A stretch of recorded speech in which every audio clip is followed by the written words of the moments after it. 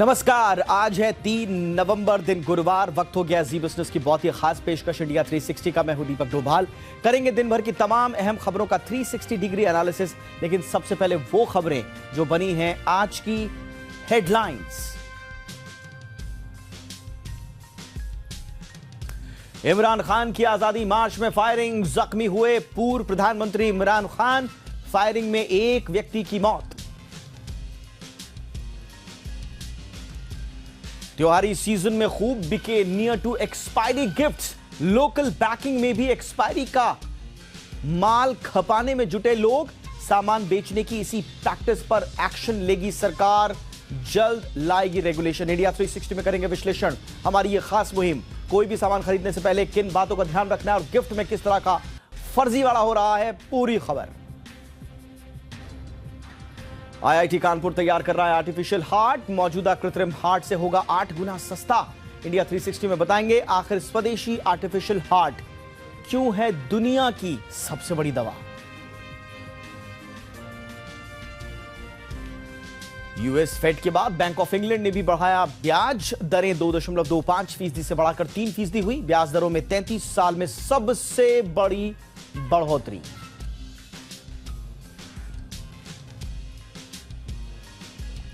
Weekly expiry के दिन दबाव में दिखे बाजार। निफ्टी 30 अंक गिरकर 18,100 के नीचे बंद। आईटी, एनर्जी और ऑटो शेयरों में बिकवाली। फ्यूजन माइक्रो फाइनेंस का आईपीओ दूसरे दिन अब तक सिर्फ 29% भरा। अनिल सिंघवी की लंबी अवधि के लिए पैसे लगाने की सलाह।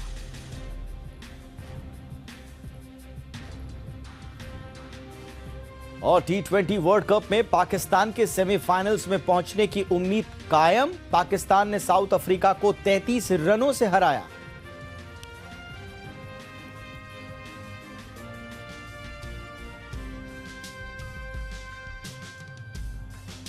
तो ये थी हेडलाइंस। अब जरा आपको दिखाते हैं वो खबरें जो सुबह से लेकर शाम तक छाई रही। सुबह से लेकर शाम तक खबरों की पूरी कहानी।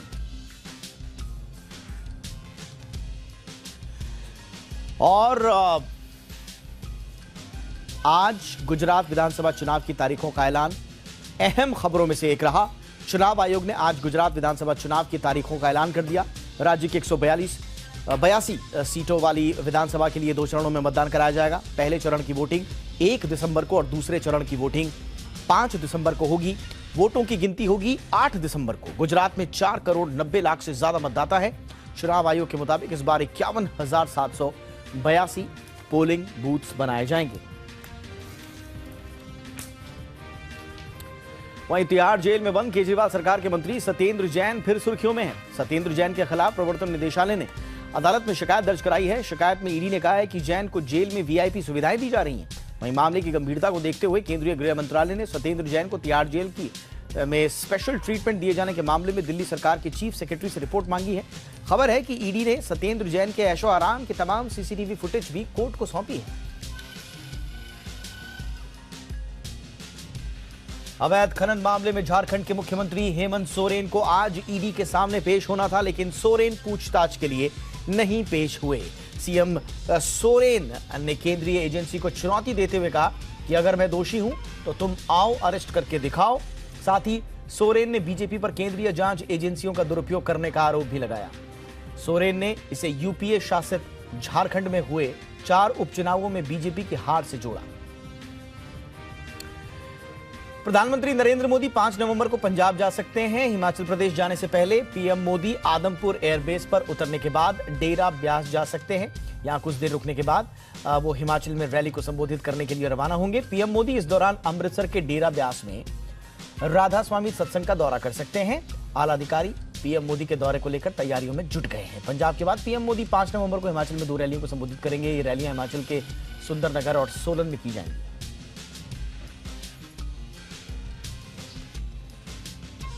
कांग्रेस की भारत जोड़ो यात्रा लगातार जारी है। यात्रा इस समय तेलंगाना राज्य में है। राहुल गांधी के साथ कार्यकर्ताओं का हुजूम खूब दिखाई दे रहा है। कांग्रेस पार्टी ने अपने ट्विटर हैंडल पर एक वीडियो शेयर किया जिसमें राहुल गांधी एक बच्चे को कराटे सिखाते हुए दिखाई दे रहे हैं। वीडियो को शेयर करते हुए कांग्रेस ने लिखा कि टेक्निक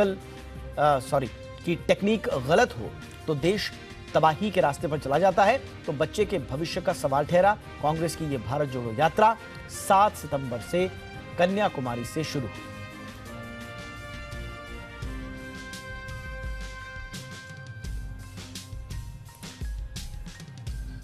चलिए, तो दिन भर की खबरों का अपडेट ले लिया और आइए अब शुरू करते हैं हमारी आज की कवर स्टोरीज।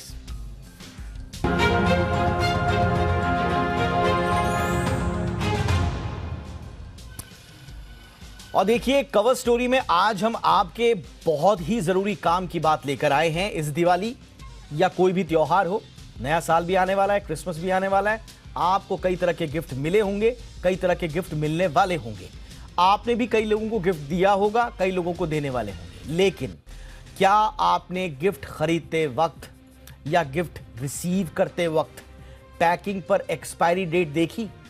यह सवाल हम इसलिए पूछ रहे हैं क्योंकि इस त्योहारी सीजन में कई ऐसे गिफ्ट हैम्पर्स बिके हैं जिनकी एक्सपायरी लगभग आ चुकी थी।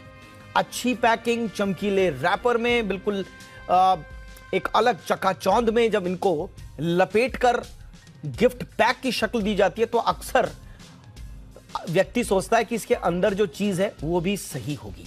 लेकिन ये सारे रैपर्स में बंद गिफ्ट आइटम अगर नियर टू एक्सपायरी होंगे तो वो नुकसानदेह भी साबित हो सकते हैं। BIS यानी कि ब्यूरो ऑफ इंडियन स्टैंडर्ड्स के एक इवेंट में उपभोक्ता मंत्री पीयूष गोयल ने खुद ये बात बताई है। इस बात को हम ही हाईलाइट नहीं कर रहे हैं, सरकार भी इस बात को हाईलाइट कर रही है और एक तरह से चिंता जाहिर कर रही है। बड़े स्टोर्स ही नहीं बल्कि छोटे लोकल पैकिंग्स में भी एक्सपायरी डेट के आसपास कमाल खपाने में लोग जुटे हुए हैं। अब सरकार इस प्रैक्टिस पर रोक लगाने की तैयारी कर रही है और इसके लिए सरकार जल्द ही बैठक करेगी।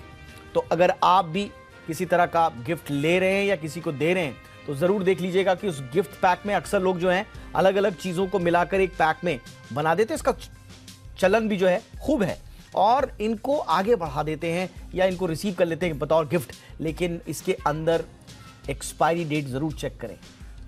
पहले ये बयान सुनिए, उसके बाद इस चर्चा को आगे बढ़ाते हैं।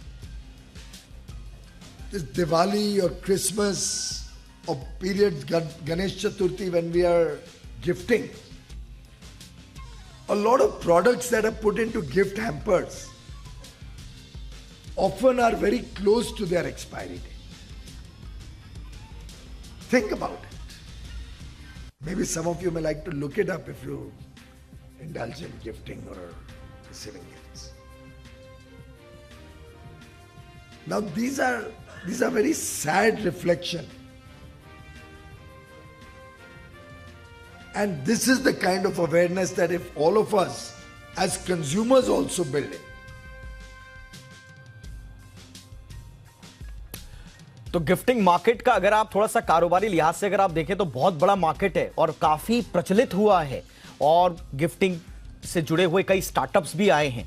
लेकिन मिनिस्टर साहब ने बहुत ही कैटेगोरिकली एक बड़ी चिंता को उजागर किया है और आज जी बिजनेस इस सरकार की चिंता को मुहिम की शक्ल दे रहा है और आपको हम लोग आगाह कर रहे हैं कि जो भी गिफ्ट आप रिसीव करते हैं या किसी को देते हैं, खास तौर से हैम्पर्स के रूप में, जरा उनके अंदर जो प्रोडक्ट्स हैं उनकी एक्सपायरी चेक कर लीजिएगा।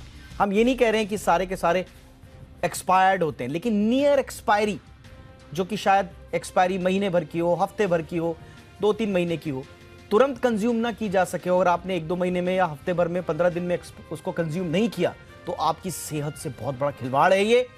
इसी पर बातचीत करने के लिए इस वक्त मेरे सहयोगी अमरीश पांडे जुड़ चुके हैं। अमरीश, बताइए सरकार की चिंता क्या है और कैसे सरकार के संज्ञान में ये बहुत ही इंपॉर्टेंट इश्यू आया? देखिए, सरकार लगातार इस बात को लेकर लोगों को आगाह करती आ रही है कि आप जब भी कुछ खरीदिए तो बिल जरूर लीजिए। बिल के साथ साथ उस प्रोडक्ट की एक्सपायरी, उसका मैन्युफैक्चरिंग और उसका कंट्री ऑफ ओरिजिन जरूर देखें, क्योंकि कई बार ऐसा देखा गया है कि कंट्री ऑफ ओरिजिन अगर हम मिस करते हैं तो हो सकता है कि हमको कोई सब स्टैंडर्ड सामान चिपका दिया जाए उस दुकानदार या फिर उस पोर्टल के जरिए जिससे हमने वो खरीदारी की है।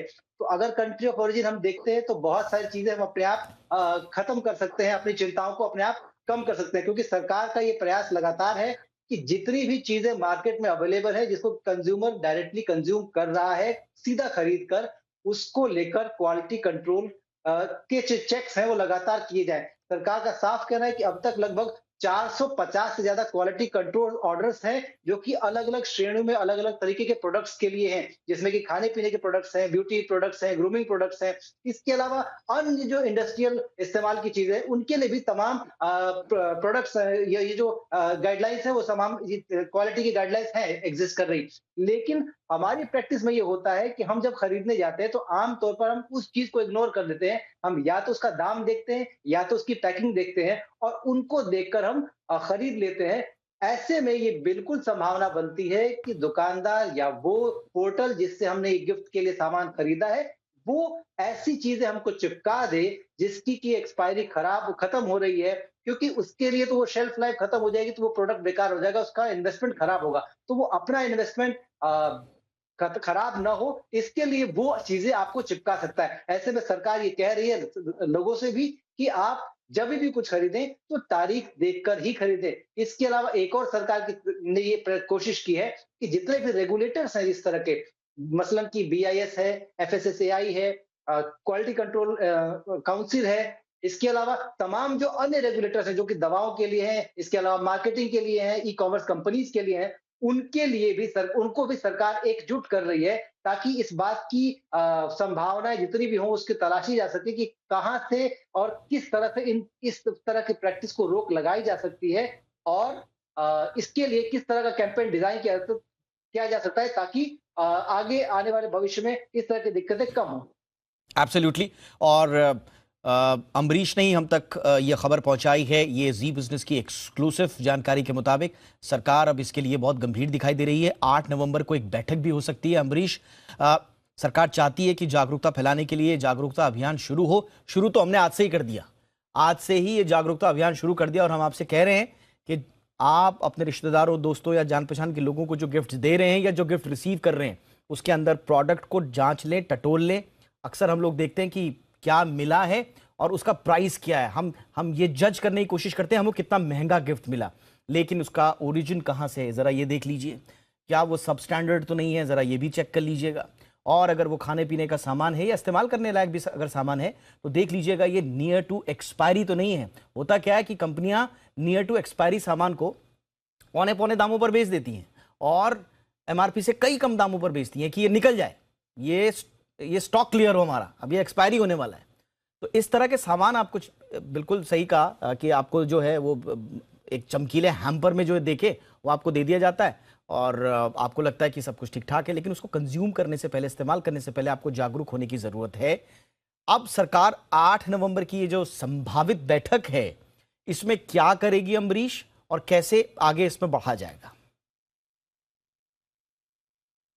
दीपक, 8 तारीख को जो हमें सूत्रों से जानकारी मिली उसके अनुसार सरकार ने तमाम रेगुलेटर्स को बुलाया है और ये जानने की कोशिश की है कि किस तरह के क्वालिटी कंट्रोल ऑर्डर्स और टाइटन किए जा सकते हैं ताकि ये जो प्रैक्टिसेस हैं वो बंद हो जाए। सरकार का ये साफ मानना है कि आमतौर पर सबसे ज्यादा ई कॉमर्स कंपनीज हैं, उनके जरिए, यानी कि ऐसे पोर्टल्स जो कि हमारे लिए गिफ्टिंग का काम करते हैं, उनके जरिए चीजें ज्यादा हो रही हैं। मसलन मुझे किसी को बर्थडे गिफ्ट देना है, मैंने उस पोर्टल पे अपने आप को लॉगिन किया, एक गिफ्ट सेलेक्ट किया और उसको सेंड कर दिया उस रिसीवर के एड्रेस पर। पेमेंट हमने कर दी, लेकिन वो क्या क्वालिटी होगी, किस तरह की होगी, उसकी एक्सपायरी क्या है, कंट्री ऑफ ओरिजिन क्या है, ऐसा कोई मेंशनिंग नहीं होती है। हमें सिर्फ वो गिफ्ट पैकेट के रूप में एक सजीला सा पैकेट दिख रहा होता है जिसकी की एक कीमत होती है। हमें ऐसा लगता है कि हमने जो कीमत तय की थी शायद उस कीमत के आसपास है और इससे बेहतर पैकिंग नहीं हो सकती है, और हम वो सेंड कर देते हैं। हम अच्छी शुभकामनाओं के साथ सेंड करते हैं, लेकिन हो सकता है कि हमारे उस नियर डियर के लिए वो चीजें उसके सेहत के साथ कुछ खिलवाड़ करें या फिर किसी भी तरीके का नुकसान पहुंचा दे। सरकार इसीलिए चाहती है कि ऐसे तमाम रेगुलेटर जो इस तरह की चीजों को देखते हैं वो एक मंच पर आए और इसके लिए क्या कुछ किया जा सकता है उसको लेकर एक फ्रेमवर्क तैयार करें। साथ ही साथ अपने एंड पर इसको लेकर कैंपेन भी सरकार शुरू करेगी, जिसके लिए उसने अपील की है। और जाहिर सी बात है कि जहां भी कंज्यूमर की बात आती है जी बिजनेस वहां जरूर होता है, तो जी बिजनेस ने अपने एंड पे तो ये काम आज से ही शुरू कर दिया है। जी एब्सोल्युटली, सरकार चाहती है कि इस पर जागरूकता फैलाई जाए। तो जागरूकता अभियान का जो श्री गणेश हुआ है वो हुआ है जी बिजनेस से। और आपने कहावत तो सुनी होगी, हर चमकदार चीज सोना नहीं होती, तो हर चमकने वाले पैकेट के अंदर आपकी सेहत के लिए या इस्तेमाल के लिए बिल्कुल शानदार चीज ही होगी ऐसा नहीं है। बहुत अच्छे फीलिंग्स के साथ, बहुत अच्छी वाइब्रेशंस के साथ आपको गिफ्ट्स आते हैं और आप भी उतनी ही शुभेच्छाओं के साथ दूसरों को गिफ्ट्स भी देते हैं। लेकिन ये छोटी छोटी बातों का ध्यान आपको रखना जरूरी है। और देखिए, कुछ कह रहे हैं अमरीश?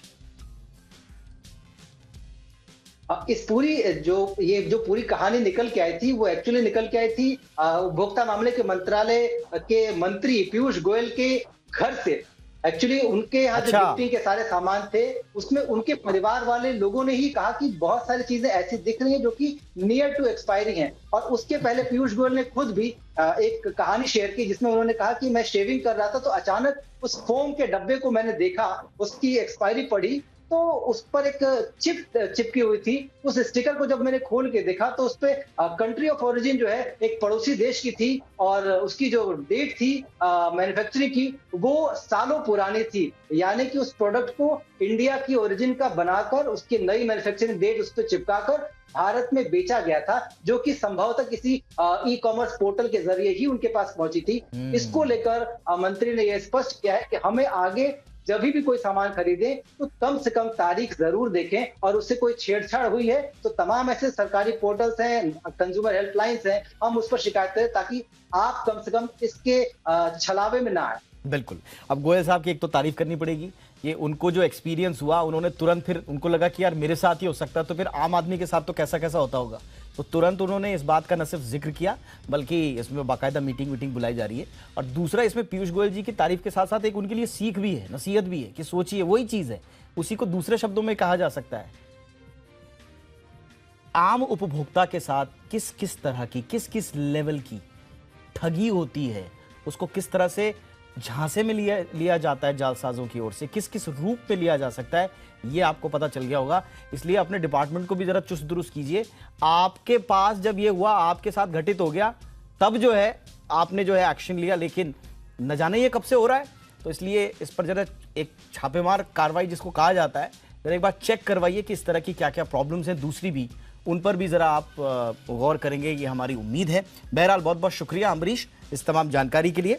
और हम अपने दर्शकों को एक बार फिर से कहेंगे, हमारी इस मुहिम के साथ आप जरूर जुड़िए। अगर आपका कोई एक्सपीरियंस है तो हमारे सोशल मीडिया हैंडल्स के जरिए हम तक पहुंचिए, अपना एक्सपीरियंस हमें बताइए गिफ्ट पैक को लेकर। अगर आपके साथ भी कोई ऐसा कोई खराब एक्सपीरियंस हुआ है तो हम तक उसको पहुंचाइए और हम बाकी दर्शकों के साथ भी साझा करेंगे ताकि जागरूकता बढ़े। थैंक यू अमरीश इस तमाम जानकारी के लिए। आइए अब आज की हमारी दूसरी कवर स्टोरी का रुख करते हैं, जो कि आपकी और हमारी जिंदगी से जुड़ा हुआ एक बेहद अहम मसला है, और वो मसला है दिल का। और आज दिल पर एक ऐसी खबर आई है जो न सिर्फ भारत के लिए इंपॉर्टेंट है बल्कि पूरी दुनिया के लिए इंपॉर्टेंट है। देखिए, दुनिया भर में हर साल होने वाली कुल मौतों में 32% मौतें सिर्फ हृदय रोग की वजह से हो जाती हैं, कार्डियोवैस्कुलर प्रॉब्लम्स की वजह से। WHO का आंकड़ा देखें तो 2019 में करीब 1,80,00,000 लोगों की मौत हृदय से जुड़े हुए रोगों की वजह से हो गई। और जब दिल बीमार होता है तो कई बार हार्ट ट्रांसप्लांट करने का विकल्प अपनाया जाता है, लेकिन जब तक कोई डोनर नहीं मिलता तब तक दिल को अच्छी स्थिति में रखने के लिए आर्टिफिशियल हार्ट का इस्तेमाल भी किया जाता है। और अब इस दिशा में भी भारत आत्मनिर्भर बनने जा रहा है। दरअसल IIT कानपुर आर्टिफिशियल हार्ट तैयार करने में जुटा हुआ है, उसकी टीम बाकायदा इसके लिए लग रही है। रिपोर्ट्स के मुताबिक टारगेट जो रखा गया है वो 2 साल के भीतर ये जो आर्टिफिशियल हार्ट है तैयार कर लिया जाएगा। अब देखिए, अब क्लिनिकल ट्रायल के लिए एक कृत्रिम हृदय तैयार करने का ये जो लक्ष्य रखा गया है, ये क्यों रखा गया है? इसके लिए मैकेनिकल, इलेक्ट्रिकल, इलेक्ट्रॉनिक्स, मटेरियल और बायो इंजीनियरिंग की डिग्री वाले 8 युवा इंजीनियरों की एक टीम बनाई गई है बाकायदा।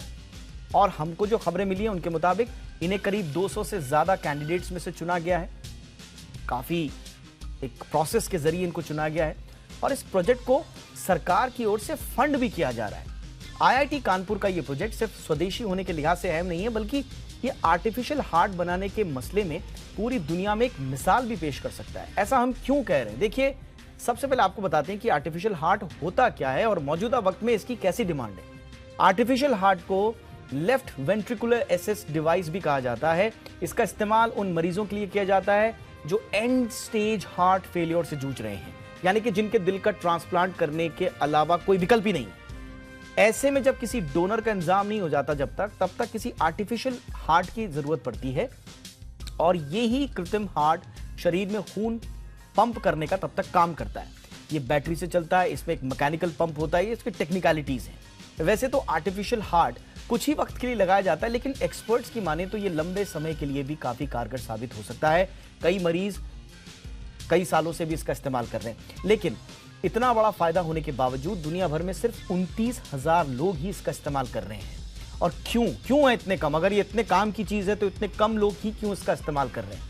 देखिए, इसकी सबसे बड़ी वजह है इसकी कीमत। आर्टिफिशियल हार्ट जो है भारत में इंपोर्ट ही किया जाता है ज्यादातर। अमेरिका में आर्टिफिशियल हार्ट का दाम करीब 20 लाख से करोड़ों में चला जाता है। भारत में भी 1 करोड़ के ऊपर ही मिलता है, 1 करोड़ 20 लाख से भी ज्यादा इतने का पड़ता है। और यही वजह है कि मरीज इसे अफोर्ड नहीं कर पाते। अब यही सॉल्यूशन लेकर आया आईआईटी न सिर्फ एक रिवॉल्यूशन लेकर आ रहा है आर्टिफिशियल हार्ट बनाने में, बल्कि उसका दाम भी कम करेगा। आईआईटी कानपुर इसे अफोर्डेबल बनाने पर काम कर रहा है। रिपोर्ट्स के माने तो आईआईटी कानपुर की टीम इसे न सिर्फ कारगर बनाने में जुटी हुई है, बल्कि मौजूदा दाम के मुकाबले 8 गुना सस्ता कर देगी। एक्सपर्ट्स का कहना है कि देश में बना आर्टिफिशियल हार्ट पूरी दुनिया का ध्यान खींचेगा, क्योंकि आईआईटी कानपुर जो आर्टिफिशियल हार्ट बना रहा है वो न सिर्फ एडवांस्ड होगा, बल्कि दुनिया का शायद सबसे सस्ता अफोर्डेबल आर्टिफिशियल हार्ट भी हो। चलिए, बहुत खास मेहमान इस वक्त हमारे साथ जुड़ रहे हैं। आईआईटी कानपुर में biological sciences and bio engineering के प्रमुख प्रोफेसर अमिताभ बंदोपाध्याय सर हमारे साथ जुड़ चुके हैं, जो इस पूरी मुहिम के साथ जुड़े हुए भी हैं। और फोर्टिस एस्कॉट हॉस्पिटल में कार्डियोलॉजी के director doctor Arun Chopra sir भी हमारे साथ जुड़ चुके हैं। आप दोनों का बहुत बहुत स्वागत है। प्रोफेसर बंदोपाध्याय, आपसे ही चर्चा की शुरुआत करना चाहेंगे सर। 2 साल का आपने टारगेट रखा हुआ है। पहले तो हमारी तरफ से बहुत बहुत शुभकामनाएं आपको इस प्रोजेक्ट के लिए। क्या सोच है सर? और कुछ चीजें तो हमने बताई हैं कि मौजूदा परिस्थितियों में कितनी जरूरत है एक अफोर्डेबल आर्टिफिशियल हार्ट की, लेकिन और कौन कौन से पेन पॉइंट सॉल्व करेगा सर? देखिए, जो है कि ऐसा एक कॉम्प्लिकेटेड डिवाइस बनाने के लिए इंजीनियरिंग एक्सीलेंस तो चाहिए ही होता है। बहुत सारी चीजों को ध्यान रखना पड़ता है, जैसे कि जैसे आपने बताया कि ये एक मैकेनिकल पंप है, लेकिन जो बॉडी के अंदर रहेगा। आप जितने भी पंप देखे हैं अपने आसपास, उसमें काफी आवाज होता है।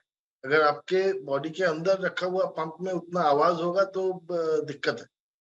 और ये आपको एक पर्टिकुलर फ्लो रेट पे ब्लड पंप करना भी पड़ेगा, लेकिन ज्यादा एनर्जी इस्तेमाल करोगे तो बैटरी लाइफ बहुत कम हो जाएगा, तो उसका भी ऑप्टिमाइजेशन करना पड़ेगा।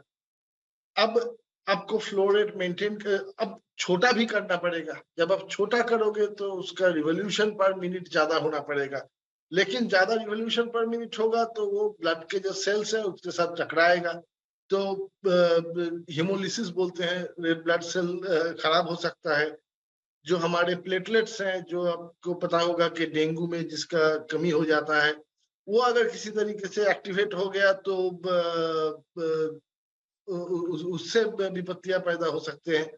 तो ये इन सब चीजों को मद्देनजर रखते हुए ये बनाना पड़ेगा। इसीलिए इसे इंजीनियरिंग एक्सीलेंस तो चाहिए ही होता है, लेकिन हर एक टाइम पे जो रेगुलेटरी कंप्लायंस है, इंटरनेशनल स्टैंडर्ड्स हैं, उसको रेफर करना हर टाइम पे जरूरी होता है। Absolutely sir. और ये जो एनर्जी कंजम्पशन, आवाज कम करना, इन सब के लिए जो टेक्नोलॉजी यूज किया जाता सर, हम लोग इस आपकी बातों से हमें लग रहा है कि वाकई में ये कोई छोटा मोटा काम तो है नहीं। स्वाभाविक रूप से इसमें बहुत जबरदस्त हुनर चाहिए, समय चाहिए, तकनीक चाहिए, जिसके लिए आप लोग प्रयासरत हैं।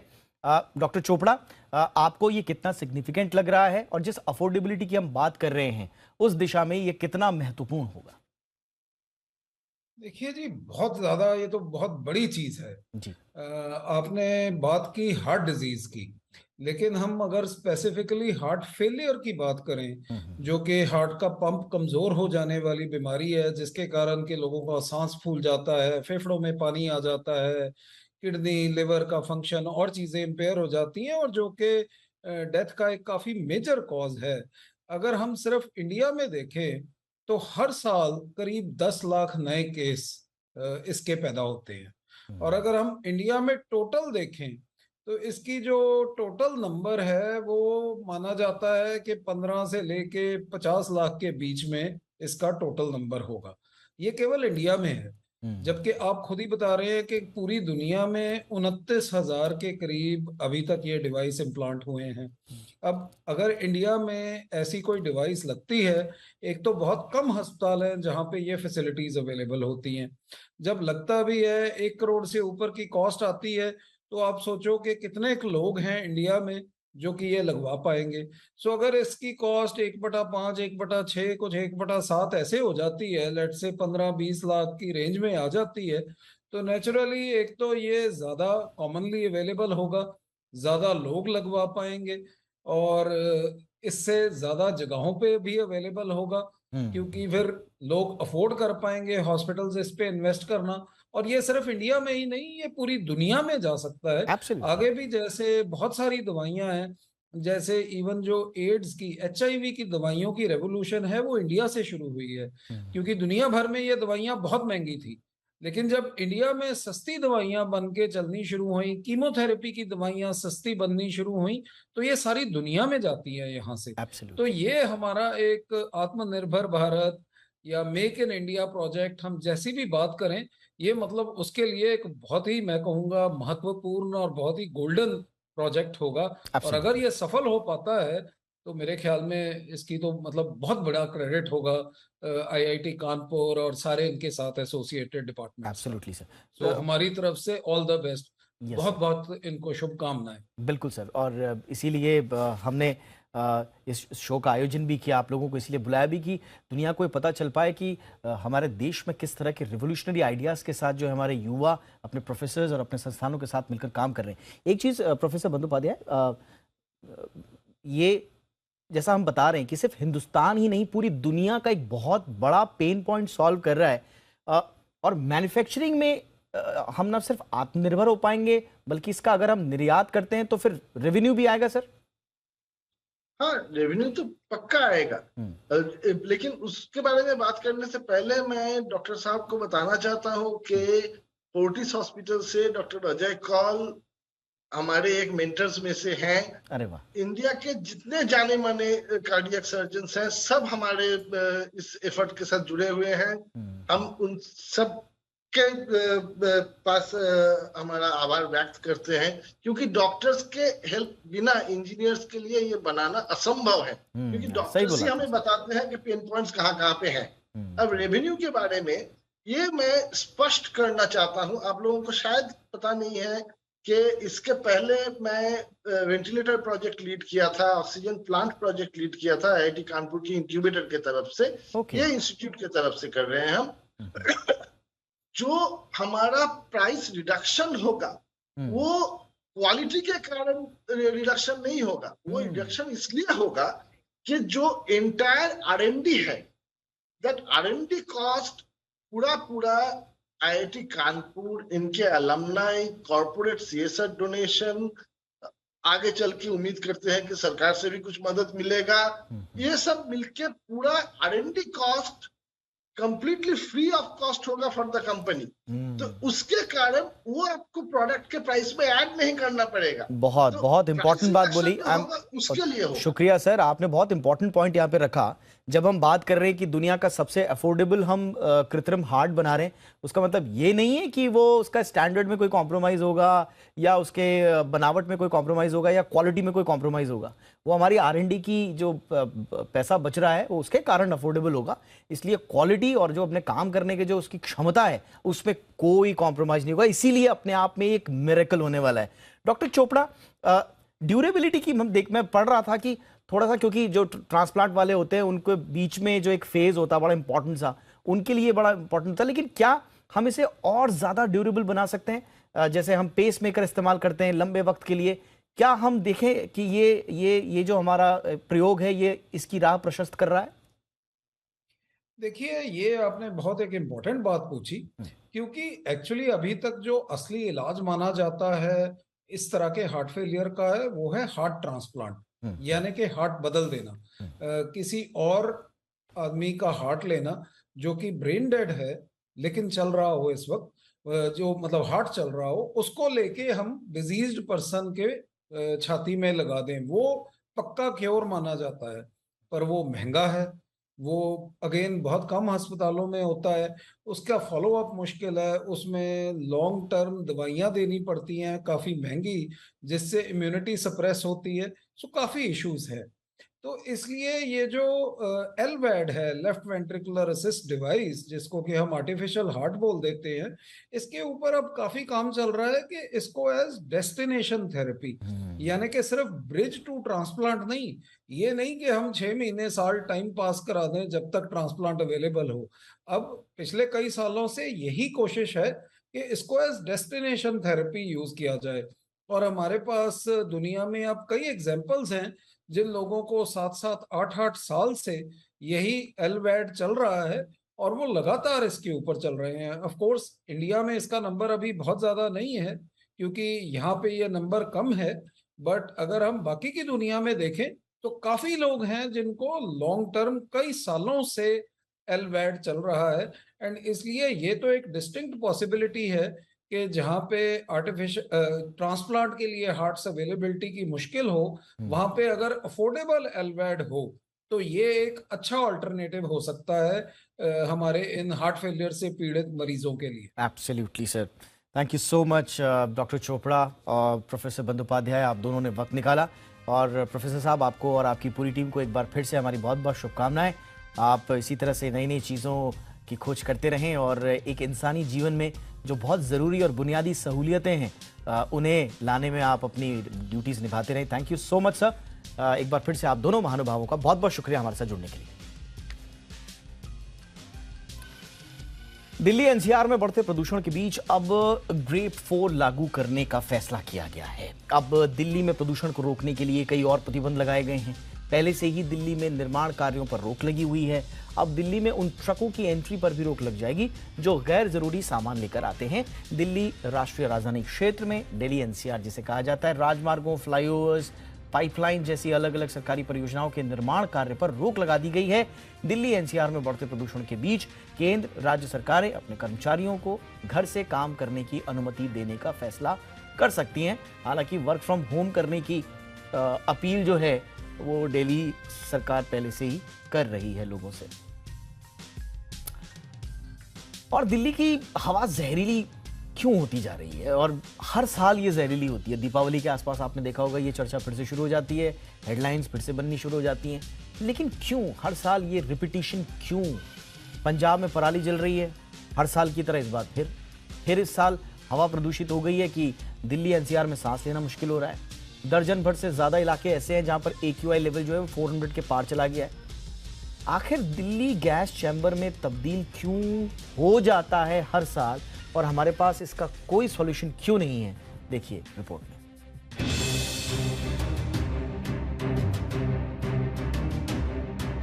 दिल्ली एनसीआर में खुली हवा में सांस लेना दूभर हो गया है। हवा दमघोटू बन चुकी है, जिसके चलते लोगों में आंखों में जलन और सांस लेने में तकलीफ होने की शिकायत देखने को मिली। हालात इस कदर खराब हो चुके हैं कि दिल्ली एनसीआर के कई इलाकों में एयर क्वालिटी इंडेक्स 400 के पार चला गया है। हर बार हो हल्ला मचता है, लेकिन इसे निजात पाने में शासन, प्रशासन और सरकारें हमेशा नाकाम दिखती हैं। सुप्रीम कोर्ट तक को मामले में दखल देना पड़ता है, सख्ती थोपनी पड़ती है, लेकिन नतीजा नहीं निकलता। हर साल की तरह इस बार भी दिवाली के बाद दिल्ली प्रदूषण की चपेट में है।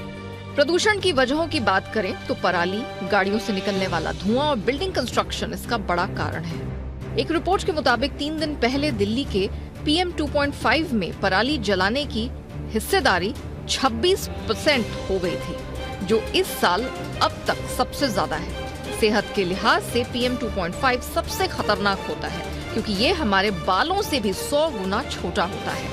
हवा में जब इन कणों की मात्रा बढ़ जाती है तो विजिबिलिटी प्रभावित होती है। ये इतने छोटे होते हैं कि हमारे शरीर में जाकर खून में घुल जाते हैं। इससे अस्थमा और सांस लेने में दिक्कतें होती हैं।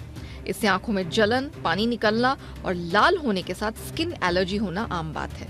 यही वजह है कि लोगों में निमोनिया और सीने में संक्रमण की शिकायतें बढ़ गई हैं। आईसीयू में भी मरीजों की संख्या बढ़ गई है। अगर प्रदूषण पर काबू नहीं पाया गया तो दिल्ली में मेडिकल इमरजेंसी जैसे हालात बन सकते हैं। भारतीय कृषि अनुसंधान संस्थान के मुताबिक 2 नवंबर को 3600 से अधिक जगहों पर पराली जलाने की घटनाएं रिकॉर्ड की गई। इसमें 3000 से अधिक जगहों पर पराली जलाने के मामले पंजाब से हैं। हरियाणा में 166, यूपी में 25 जगहों पर पराली जलाई गई है। वहीं एनसीआर में डीजल से चलने वाले वाहन से भी दिल्ली में प्रदूषण का खतरा बढ़ा है। प्रदूषण से हालात इतने बदतर हो गए हैं कि दिल्ली सरकार को गाड़ियों के कम इस्तेमाल करने के साथ ऑफिस में काम करने वालों को वर्क फ्रॉम होम की सलाह देनी पड़ रही है। वहीं छोटे बच्चों के स्कूलों को बंद करने की भी बात उठने लगी है। इसके उपायों की अगर बात करें तो बिना वजह घर से बाहर ना निकले, जॉब करने वाले लोग घर से बाहर निकलने से पहले मास्क जरूर पहने। प्रदूषण त्वचा और आंखों को भी प्रभावित कर सकता है। ऐसे में घर से बाहर निकले तो आंखों पर चश्मा जरूर लगा लें। बाहर ही नहीं, घर की हवा भी प्रदूषित होती है, इसलिए नियमित अंतराल पर डस्टिंग करते रहें ताकि प्रदूषण का आप पर कम से कम प्रभाव पड़े। Bureau report, Zee media. Instant messaging app WhatsApp में आज कई नए बदलावों की घोषणा की गई है। व्हाट्सएप में नए बदलाव में कम्युनिटी फीचर समेत कई दूसरे बदलाव रोल आउट किए गए हैं। देखिए व्हाट्सएप में क्या क्या नए बदलाव हुए हैं इस रिपोर्ट के जरिए।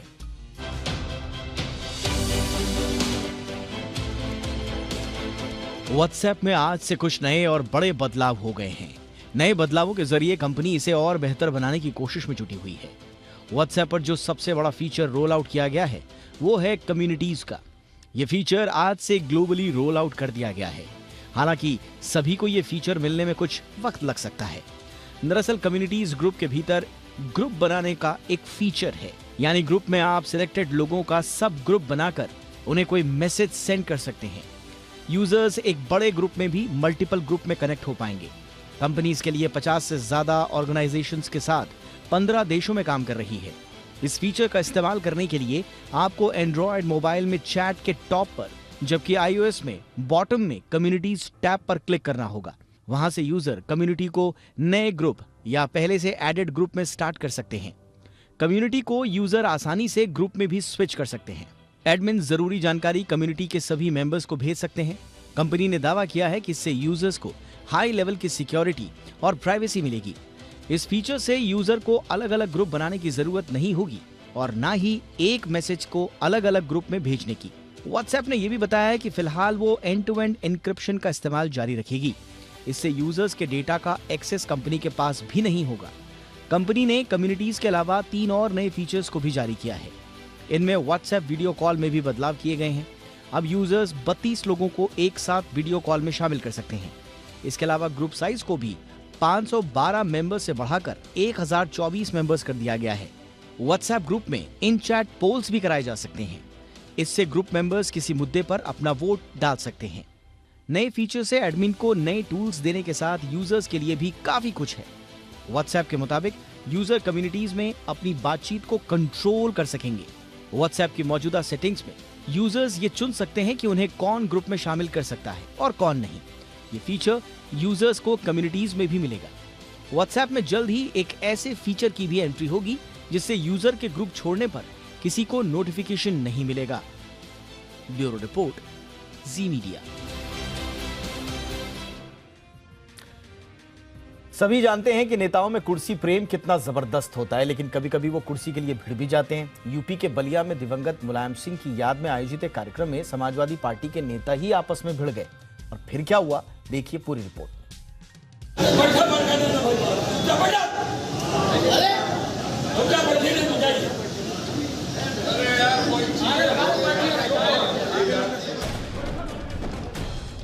ये नजारा है यूपी के बलिया में एक कार्यक्रम का, जहां मंच पर कुर्सी को लेकर समाजवादी पार्टी के 2 पदाधिकारियों के बीच तू मैं हो गई। दरअसल बलिया में स्वर्गीय मुलायम सिंह यादव की स्मृति में एक कार्यक्रम का आयोजन किया गया था।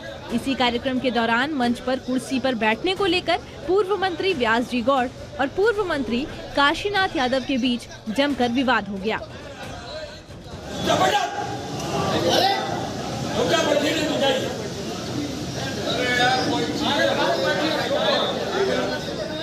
जिस मंच पर ये सब हो रहा था वहां बीच में पूर्व मंत्री अंबिका चौधरी भी बैठे हुए थे, जबकि निवर्तमान जिला अध्यक्ष राजमंगल यादव, काशीनाथ यादव के साथ समाजवादी पार्टी के नेता व्यास गोंड भी बैठे हुए थे। वायरल वीडियो में पार्टी के एक दूसरे वरिष्ठ पदाधिकारी भी वहां पहुंच गए। उन्हें आगे की कतार में बैठाने के लिए पूर्व मंत्री काशीनाथ यादव ने व्यास गोंड को अपनी कुर्सी छोड़ने के लिए कह दिया। बस फिर क्या था, इसके बाद दोनों के बीच जमकर बहस हो गई। वहां मौजूद किसी शख्स ने वीडियो रिकॉर्ड करके सोशल मीडिया पर पोस्ट कर दिया, जो देखते ही देखते वायरल भी हो गया। मंच का ये सीन जिसने भी देखा वो हैरान रह गया। Bureau report, Zee media. दुनिया के सबसे बड़े लोकतंत्र के होने का मतलब है वो देश जहां हर कोई अपने मत का इस्तेमाल करे जब भी उसे देश की किस्मत बदलने का मौका मिले। और ये बात हिमाचल के किन्नौर में रहने वाले श्याम शरण नेगी भी एकदम सटीक तरीके से जानते हैं और उन पर यह बैठती भी है, जो साल 1951 से भारत के लोकतंत्र में अपना अमूल्य योगदान देते आए हैं। लोकतंत्र किसी देश के लिए क्या मायने रखता है, ये श्याम शरण नेगी से ज्यादा अच्छी तरह शायद ही कोई समझ सके, क्योंकि 1951 से लेकर अब तक हर चुनाव, चाहे वो विधानसभा हो या लोकसभा या फिर पंचायती राज के चुनाव हो, श्याम शरण नेगी ने अपने मताधिकार का इस्तेमाल हमेशा ही किया है। यही नहीं, देश के सबसे पहले चुनाव में पहला वोट डालने वाले भी श्याम शरण नेगी ही थे। और अब जब एक बार फिर हिमाचल में विधानसभा चुनाव होने वाले हैं, तो उन्होंने अपने मताधिकार का इस्तेमाल किया। जितने भी इलेक्शंस हुए, चाहे वो असेंबली के हो, लोकसभा के हो या पंचायत के हो, इन्होंने हर एक इलेक्शन में बूथ जाकर वोट किया है। इस बार भी इनका इरादा वही था कि मैं बूथ जाकर, हमने इनसे पूछा भी था पिछले हफ्ते कि क्या करेंगे, आप कहीं घर पर तो नहीं वोट करेंगे, बट इन्होंने मना कर दिया था कि क्योंकि मैं हर बार ही जाता हूं तो मैं इस बार भी जाऊंगा। बट अनफॉर्चुनेटली थोड़ी सी तबीयत इनकी खराब हो गई, तो फिर इन्होंने जो है अपना आइडिया चेंज किया कि अब मैं घर में ही 12D फॉर्म इन्होंने भरा और ये घर में ही वोट इन्होंने आज डाला। मतदान से पहले जिला प्रशासन ने किन्नौरी टोपी, युवा खदगा पहनाकर श्याम शरण को सम्मानित किया। देश के प्रथम मतदाता मास्टर श्याम शरण नेगी ने पहले बूथ पर जाकर ही मतदान करने को कहा था, लेकिन खराब स्वास्थ्य के कारण उन्होंने घर पर ही अपना मतदान किया। सैकड़ों सालों के गुलामी के बाद देश आजाद हुआ। आजादी का मतलब क्या होता है वो हम हासिल कर बैठे हैं, तो इससे बढ़कर और खुशी अब क्या हो सकती है। देश में वोटिंग के दिन को छुट्टी का दिन समझने वाले युवा और बाकी कई लोगों को श्याम शरण नेगी से सीख लेनी चाहिए, जो इस उम्र में भी लोकतंत्र की जिम्मेदारी समझते हैं। Bureau report, Zee media. आज बाजार गिर गए और इसकी वजह है अमेरिकी फेडरल पॉलिसी, जिसमें उसने दरें बढ़ा दी हैं। फेड के 0.75 बेसिक पॉइंट की बढ़ोतरी से दुनिया भर के बाजारों में गिरावट आई और इसका असर भारतीय बाजार पर भी दिखा। सेंसेक्स 69 अंक गिरकर 60,836 के लेवल पर बंद हुआ। निफ्टी 30 अंकों की मामूली गिरावट के साथ 18,052 के स्तर पर बंद हुआ। शुरुआत तेज गिरावट के साथ हुई। दिन के दौरान बिकवाली गहराती नजर आई, लेकिन बंद होते समय निफ्टी ने खुद को संभाला और 30 अंकों की मामूली गिरावट के साथ 18,000 के पार बंद होने में कामयाब रहा। और चलिए आगे मार्केट की चाल क्या रह सकती है, ये जानने के लिए इस वक्त हम चलते हैं संदीप जैन जी के पास, जो कि ट्रेड शिफ्ट प्रॉफिट के डायरेक्टर हैं। संदीप जी, बहुत बहुत स्वागत है सर आपका। सर, आगे मार्केट की चाल पर आपका विश्लेषण। एक मिनट। हाँ, मार्केट आगे मुझे बढ़िया ही लग रहा है। आज जिस तरीके से ग्लोबल क्यूज नेगेटिव थे और कल फेड का जो और हॉकिश टोन था उसकी वजह से मार्केट जरूर से आज गैप डाउन खुला, बट वापस से मार्केट ने अच्छा बाउंस बैक लिया और उसमें कहीं ना कहीं आज आईटी स्टॉक्स ने नेगेटिव रोल बड़ा प्ले किया। बट फिर भी जो आज बैंक्स ने अगुवाई ली और आज एसबीआई ऑल टाइम हाइस के पार निकल गया, तो मुझे लगता है कि आने वाले दिनों में आज मिड कैप्स बैंक्स या पीएसयू बैंक्स और सब में एक अच्छा माहौल बना हुआ था। सो आई एम क्वाइट बुलिश। मुझे लगता है कि बैंक्स आगे कहीं ना कहीं और सपोर्ट करेंगे और एनबीएफसीज के भी अच्छे रिजल्ट थे और अच्छे बाउंसेस देखने को मिले वहां पे भी। तो मेरे हिसाब से एक और चीज है कि फार्मा स्टॉक्स पे ध्यान दें और बैंक्स पे ध्यान देना चाहिए। रिलायंस इवन आज पॉजिटिवली ट्रेड कर रहा था। So overall I am bullish on the market. 18,000 एक अच्छा सपोर्ट की तरह काम करेगा। 18,950 से लेकर 17,950 से लेकर 18,000 और उन लेवल्स पे सपोर्ट लिया और बाइंग आई है।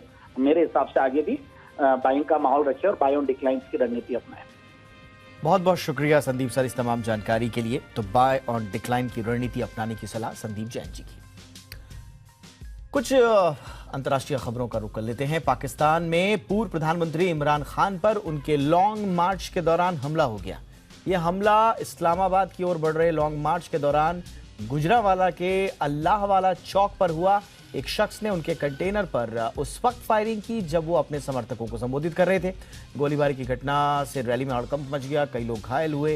अब चूंकि हमलावर ने कंटेनर के नीचे से ऊपर की ओर फायरिंग की थी, इसलिए गोलियां पीटीआई नेताओं के पैरों में लगी। हमलावर ने कई गोलियां चलाई, जिसमें इमरान खान सहित कई लोग घायल हो गए। फिलहाल हमलावर को गिरफ्तार कर लिया गया है। कनाडा ने अगले 3 साल में 15 लाख प्रवासियों को अपने यहां बसाने की योजना बनाई है। कनाडा के प्रवासी मामलों के मंत्री ने साफ किया है कि कनाडा वर्क वीजा परमिट और दूसरी प्रक्रियाओं को और तेज कर रहा है। कनाडा सरकार के इस बड़े फैसले से भारतीयों को फायदा मिलने की संभावना है। आपको बताएं कि कनाडा में मौजूद जो जनसंख्या की बढ़ती उम्र और रिटायरमेंट रेट में तेजी से बढ़ोतरी हुई है, इसे लेकर कनाडा सरकार चिंतित है। कनाडा का मानना है कि यही हाल रहा तो 10 से 15 साल बाद देश की आर्थिक स्थिति बेहद खराब हो जाएगी।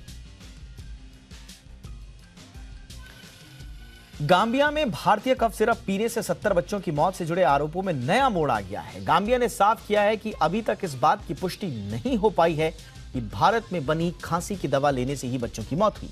गांबिया सरकार का मानना है कि ऐसे बच्चों की मौत भी हुई है जिन्होंने कोई दवा नहीं ली थी। मरने वालों में कुछ बच्चे ऐसे भी हैं जो कोई दूसरी दवा ले रहे थे। जांच में उन दवाओं को ठीक पाया गया, ऐसे में वो अभी तक किसी नतीजे पर नहीं पहुंच पाए।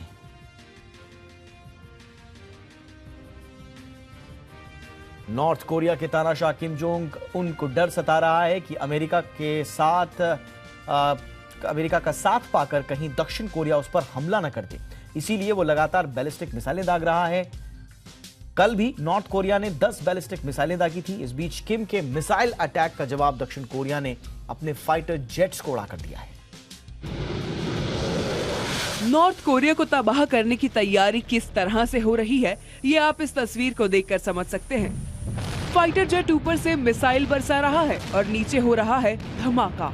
और ये धमाका कौन कर रहा है? अमेरिका और साउथ कोरिया के सैनिक। इसे आप नॉर्थ कोरिया की मिसाइलबाजी का जवाब भी कह सकते हैं। अमेरिका और दक्षिण कोरिया के बीच 31 अक्टूबर को शुरू हुए सबसे बड़े संयुक्त सैन्य हवाई अभियान का बुधवार को तीसरा दिन था, जिसमें दोनों देशों के सैकड़ों युद्धक विमानों ने हिस्सा लिया। अमेरिकी वायुसेना के मुताबिक विजिलेंट स्टॉर्म के तहत 4 नवंबर तक चलने वाले इस संयुक्त अभ्यास में 240 युद्धक विमान शामिल हैं, जिन्हें कुल 1600 उड़ानें भरनी है। माना जा रहा है कि सालाना आयोजन के लिए अब तक के मिशनों की संख्या के मुकाबले ये सबसे ज्यादा है। शुक्रवार तक चलने वाले इस सैन्य हवाई अभियान में दूसरे विमानों के अलावा अमेरिका और दक्षिण कोरिया के F-35 स्टील्थ फाइटर के कई वेरिएंट शामिल हैं। इस अभ्यास के लिए ऑस्ट्रेलिया हवाई ईंधन भरने वाला विमान भी तैनात करेगा। दक्षिण कोरिया के सहयोगियों का मानना है कि नॉर्थ कोरिया के संभावित खतरों का मुकाबला करने के लिए इस तरह की ट्रेनिंग बेहद जरूरी है। नॉर्थ कोरिया ने इस साल रिकॉर्ड संख्या में मिसाइल लॉन्च किए हैं। 2 नवंबर की सुबह नॉर्थ कोरिया ने एक साथ 10 से ज्यादा मिसाइलें लॉन्च की। अमेरिका और दक्षिण कोरिया ने इस साल बड़े पैमाने पर सैन्य अभ्यास फिर शुरू किए हैं। नॉर्थ कोरिया ने साफ कहा है कि उसकी लॉन्चिंग गतिविधियां संयुक्त सैन्य अभियानों के बीच एक चेतावनी के तौर पर हैं। नॉर्थ कोरिया ने एक बयान में कहा, यदि अमेरिका गंभीर सैन्य उकसावों को जारी रखता है तो नॉर्थ कोरिया इसके जवाब में ज्यादा शक्तिशाली उपाय का विकल्प खुला रखेगा। लेकिन नॉर्थ कोरिया ने ये खुलासा नहीं किया है कि वो उपाय आखिर क्या होंगे। दूसरी तरफ संयुक्त सैन्य अभ्यास को लेकर अमेरिका और दक्षिण कोरिया ने कहा कि ये डिफेंसिव एक्सरसाइज है। हमारी नॉर्थ कोरिया पर हमला करने की कोई मंशा नहीं है। अमेरिका ने कहा कि ये दक्षिण कोरिया के साथ पूर्व निर्धारित नियमित अभ्यास है। Bureau report, Zee media.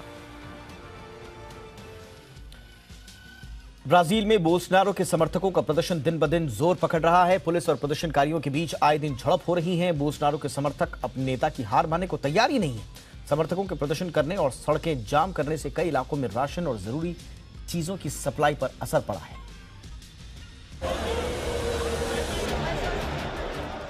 Brazil के मौजूदा राष्ट्रपति जायर बोल्सोनारो की हार के बाद उनके समर्थकों का गुस्सा फूट पड़ा है। शहरों की सड़कों पर इन दिनों बोल्सोनारो के समर्थक चुनाव के नतीजों के खिलाफ अपनी नाराजगी जता रहे हैं। देश के कई राज्यों में बोल्सोनारो समर्थक सड़कें जाम कर रहे हैं और मांग कर रहे हैं कि बोल्सोनारो को सत्ता में बनाए रखा जाए, फिर चाहे इसके लिए सेना की ही मदद क्यों न लेनी पड़े।